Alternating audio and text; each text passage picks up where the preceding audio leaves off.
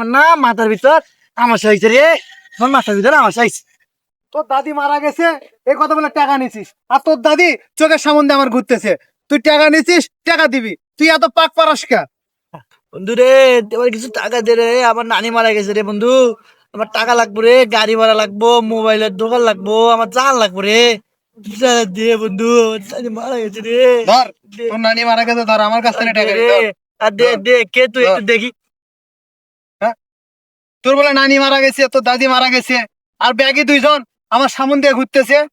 আরে দাদি তো মারা থাকতো, দাদি না অনেক মেলা বড় অসুখ হয়েছে। হ্যাঁ, আরে অনেক বড় অসুখ হয়েছে, তাই নানি অসুস্থ বুঝছিস, নানি মারা গেছে।